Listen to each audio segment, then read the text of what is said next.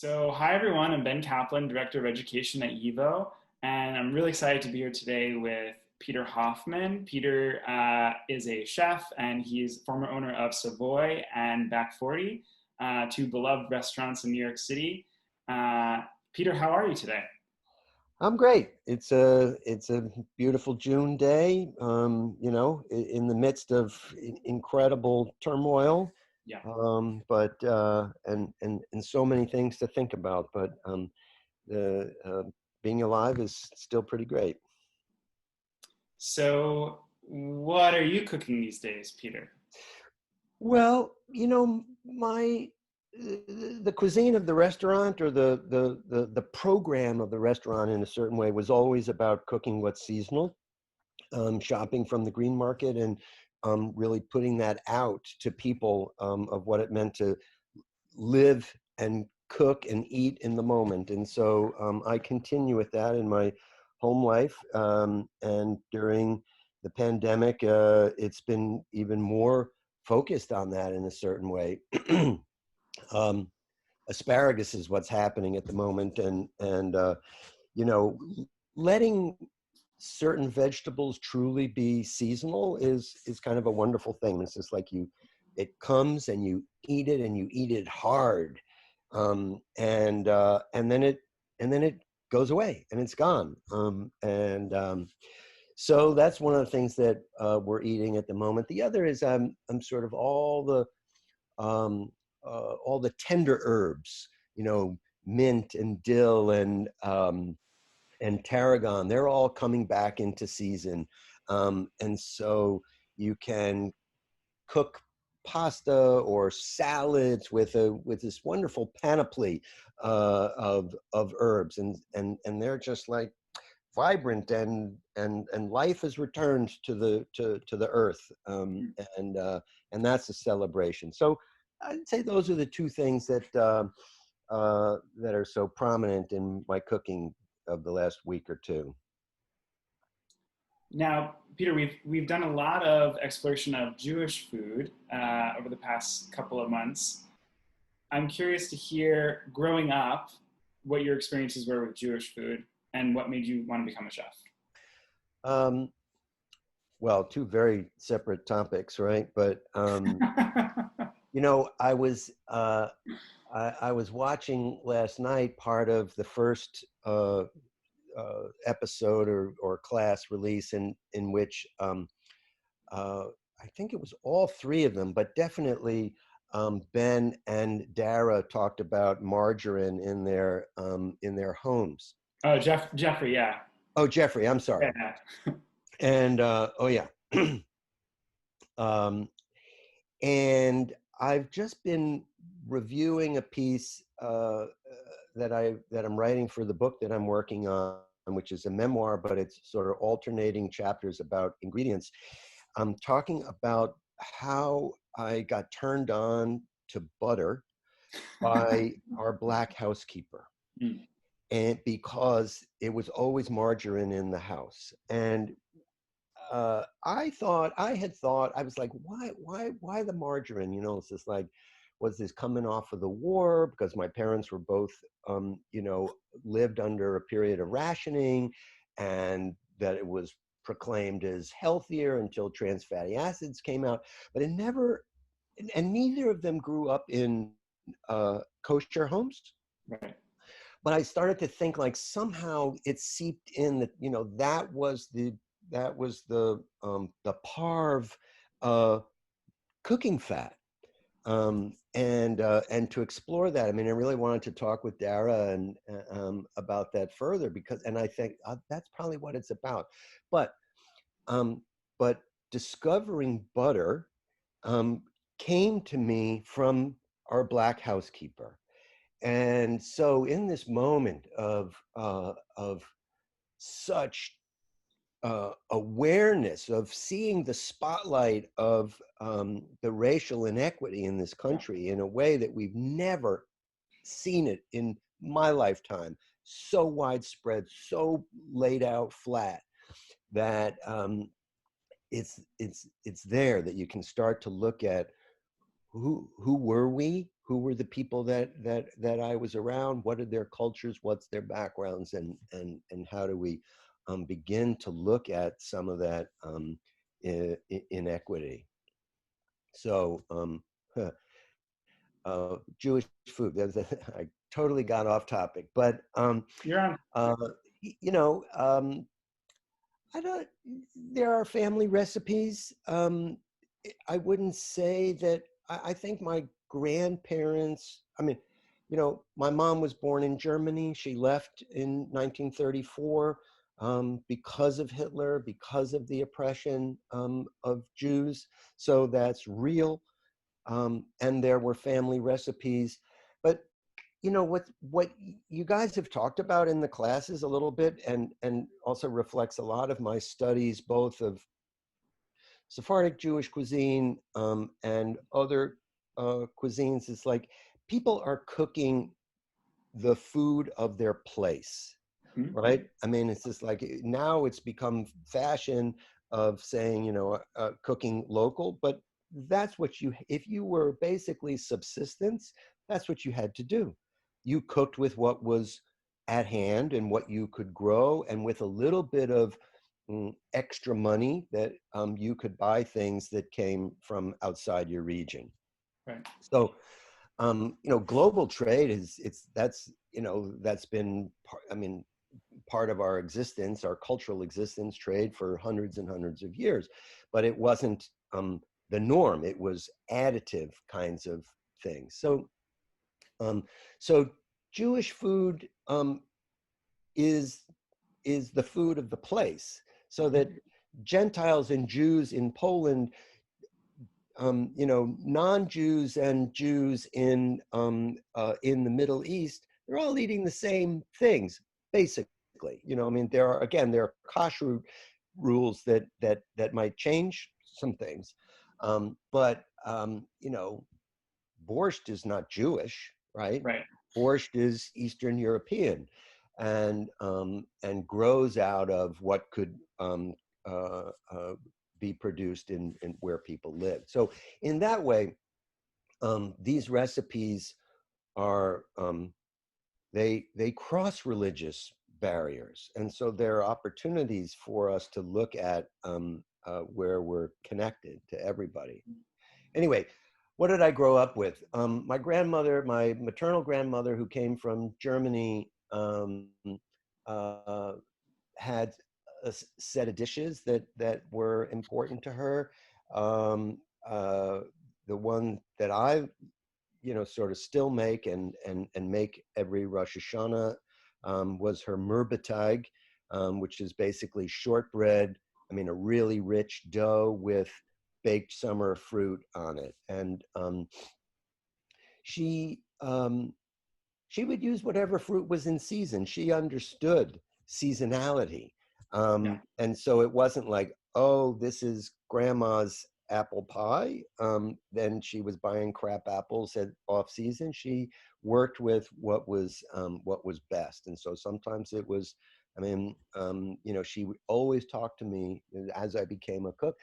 She talked to me about red currants, and as being something that they had in the backyard of the house, um, and that really didn't exist anymore in the U.S. other than canned and jellied and things like that. Well, so when local foods started happening, and I started to have farmers who were bringing red currants to market, then I was able to bring her, and so we did the red currant myrbeteig instead of plum or apricot. Not that those were bad. I mean, they were great. Anyway, that's the one of the recipes that I have such fond memories, and again is sort of represented an exchange between her and I, as I became a chef and became involved in local food movement. Um, and on my on my paternal side, um, my grandmother, I didn't I didn't get to experience her cooking as much as sort of as much as I heard stories of her tales, and she cared a lot about um, good ingredients, and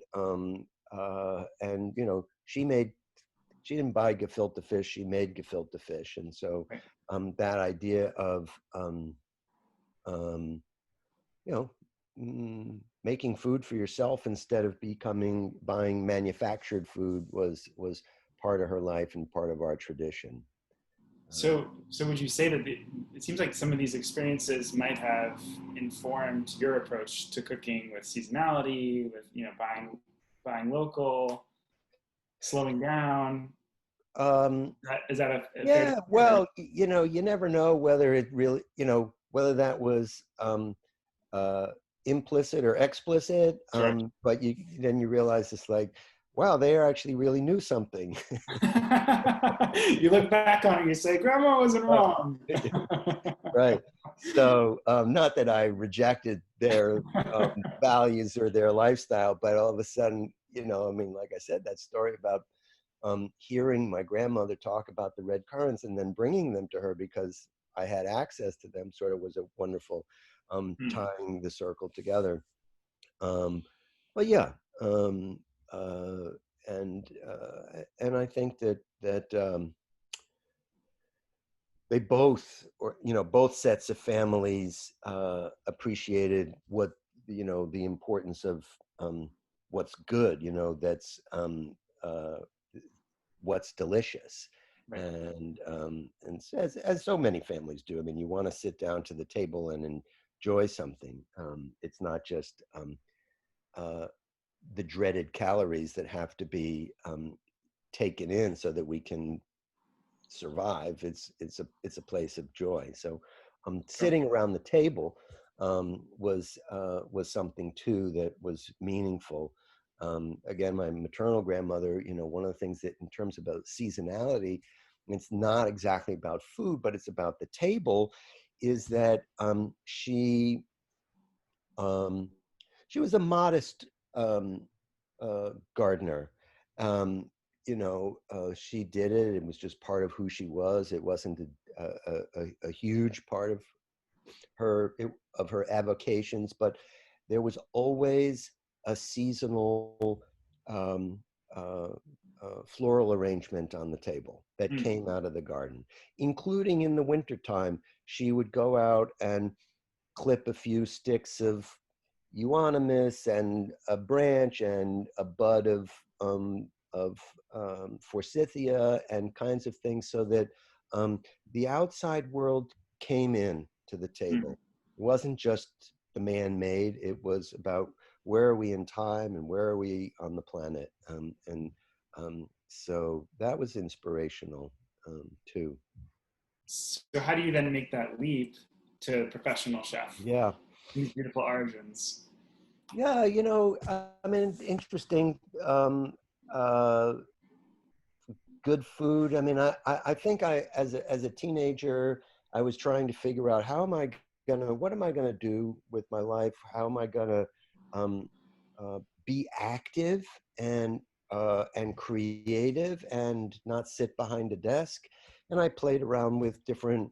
I was interested in biology and the outdoors and the environment and things like that. And so, but I didn't want to become a environmental scientist, or I didn't see a way that was going to float my boat. Although I'm sure now I could imagine what it could have become. And so somehow becoming a cook was um, I had an image that there was both being tactile and artistic and connected to the outside world, and still intellectually challenged. So I began cooking. I took a gap year between high school and college. Moved up to Stowe, Vermont, and got my first cooking job. And then I went to university and studied. Sort of natural history and basic science, and as well as history of ideas, Mhm. history of science, and sort of started to tie those things together. So that then when I went back into the kitchen and realized all of a sudden, like, oh, ethnography and is really part of all of this. So what people eat has to do with the history and the geography of where they've been. So it really pulled together so many of my interests, and has remained part of my inquiry all along. So being a cook and being a restaurateur for me, although it's a commercial business, I was more into the exploration of these ideas as of our culture and other cultures than the idea of being a shopkeeper. We've been discovering all of these things very, very similarly in the course. That when you go, the deeper you go into the foodway, the more you realize how interconnected it is to these other aspects of the history, and that you can't take them apart without Right. Yeah. Yeah. together. So we started to touch upon it briefly, but let's get into. I'm curious to ask your thoughts about Jewishness, your Jewish identity, and how that might relate to social justice. This is something that's on everyone's mind. Obviously, today, people are watching live, talking about social justice, racial justice. How do you think about these things in relation to food, your identity? Hmm. Tell us about it. Yeah. Well, part of what's interesting for me in as a doorway into my Judaism was Passover.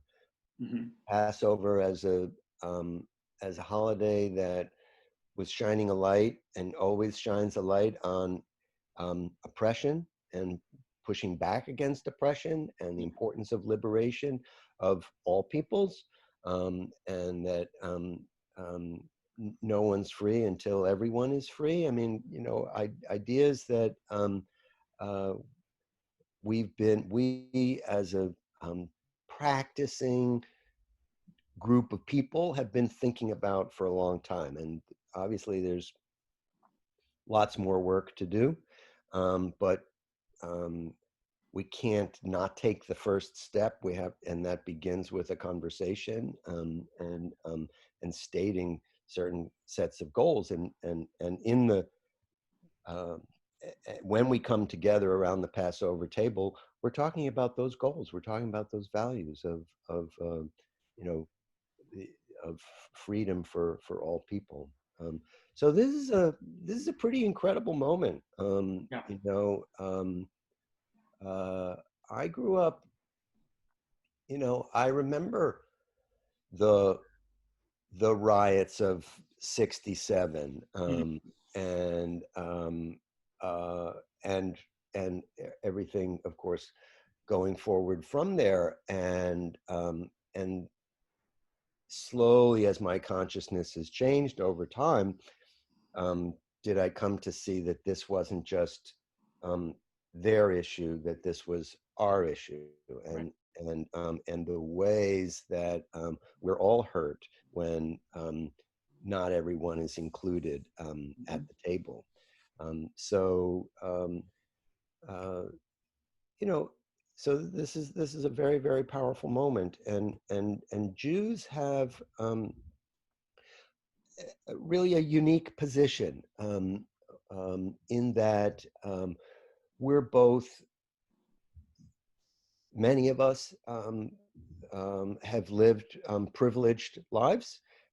We pass as white, or we are white. I don't mean to make light of that whole notion of passing, but we've also experienced oppression. We've Right. experienced anti-Semitism, and so we know what it's like to be uh, uh, discriminated against, and have personal experience with the pain of that. And so that gives us the opportunity to, um, with feet in both worlds, to say this is wrong, this is painful, this is we need to change this.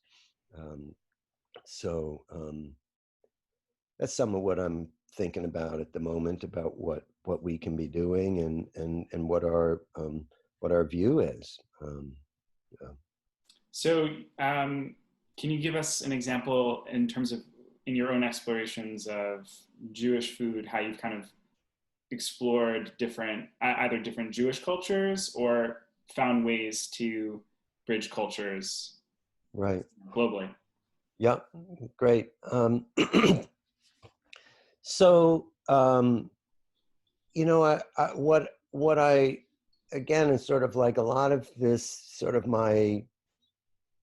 I grew up, I didn't go to temple. I don't have much of a Jewish education other than what we did at the table. In fact, my grandparents were disappointed that my parents didn't give us a more formal education. Mhm. Um, and All uh, of our grandparents, Peter, are disappointed that our parents didn't give us a more of a Jewish education. right, okay. Um, but so Passover was the entry point. It's sort of like my parents and my dad in particular really connected to the liberation issues of that, and so he got excited by that as a holiday.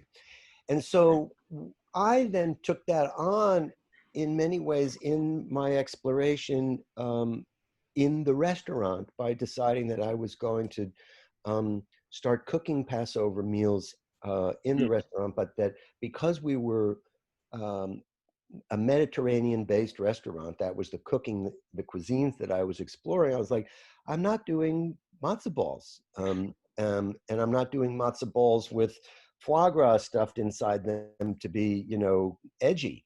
Um, I'm going to look at what is a broader definition. What is it? What does it mean to be Jewish? What is Jewish food? And there was all these cultures, all these recipes, and that was the world of Sephardic and Romaniot or Mizrahi cooking. And so I began to explore that in the restaurant. And so the beginning was just like, oh, here's Moroccan carrots. This is delicious.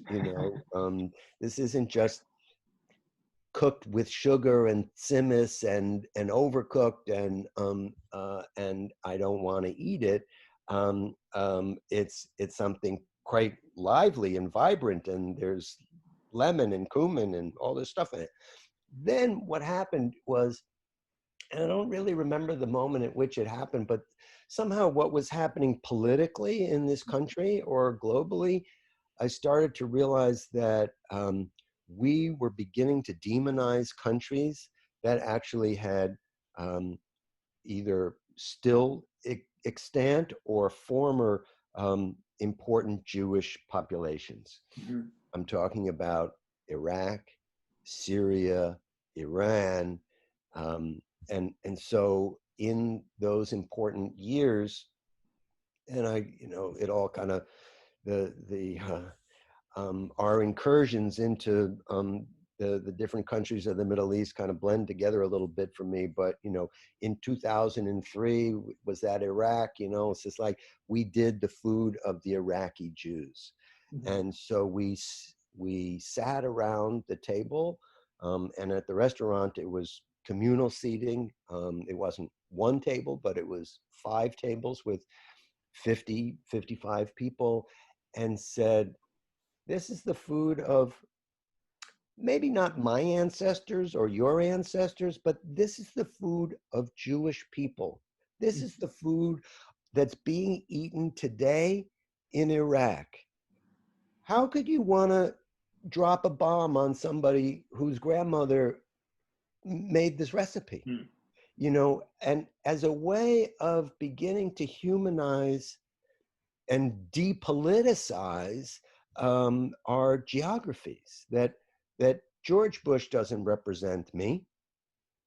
Um, you know, uh, if he was president in 2003, um, nor does the current president represent me in the same way that the leaders of some of those countries do not represent their citizens either. And so we can come together and go, what do we share? And the first thing that we can share is the delight in good food and sitting around the table, and then see whether we can build an understanding from that. So that was a very interesting thing to sort of begin putting those foods out to people, and telling those stories, and just stirring the pot, as it were. And at this time of, lots of activity and discussion and debate in our society, what do you think the role of a chef is? Well, um, I mean, huh, there's our role. I mean, there's who I am as a citizen and what I may choose to do or feel the imperative to do, and then there's what can we do as chefs. Now we can feed people. We can,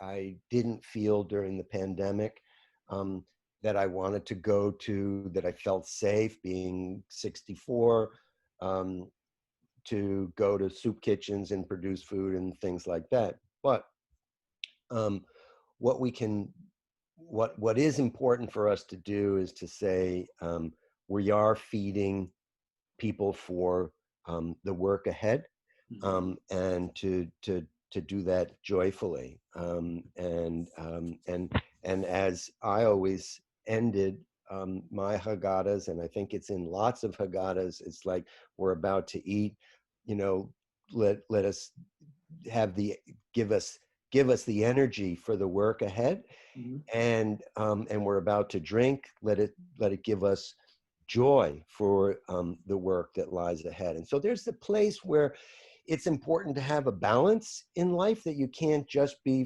fighting the good fight all day long and then come home and just take in calories. So we need to we need to enjoy why we're here on the planet, as well, and have that balance um, uh, of attention, and that will elevate and make buoyant the hard work that there is to do. So I feel like that's not just being a sybarite and indulgent, but rather that it helps give people the balance that they need to move forward with the hard work. Mm. So Well, Peter, I have more questions. We could talk for a long time, I think, because I could pick your brain about um, all of these issues. and do it again We if might have to do it again. yeah. But in the meantime, I wish you and all of us the joy and that energy in all the work we're doing going forward. Yeah, And I want to likewise to you, Ben. thank you. And Yeah. I want to thank you so much for joining us on Facebook and on YouTube. Anyone who hasn't checked out the course yet, you can go to yiva.org/food. Peter, is there a place we can go to find you online, or a preferred way Uh, I to don't. follow you? I'm on Instagram, Peter Hoffman NYC. I don't have a website at the moment, but I am working on a memoir that is alternating chapters about my life and my development as a Yeah. thinking chef, and chapters about ingredients that I buy at the green market, which is a place that is sort of my grounding, my church, my grounding to being in the universe, and so I'm sharing all that thinking in the book, and that'll be out in the spring. Oh, Uh, fantastic. so yeah, yeah, We're really, right, really looking forward to that. We're very inspired by the work you do. Not just speaking for myself, many people I know are inspired by the work you do too. well, And thank you, Ben. we'll hopefully talk soon. Terrific. Yeah, it's good spending this time. You too. Take Thank you. care. Bye bye.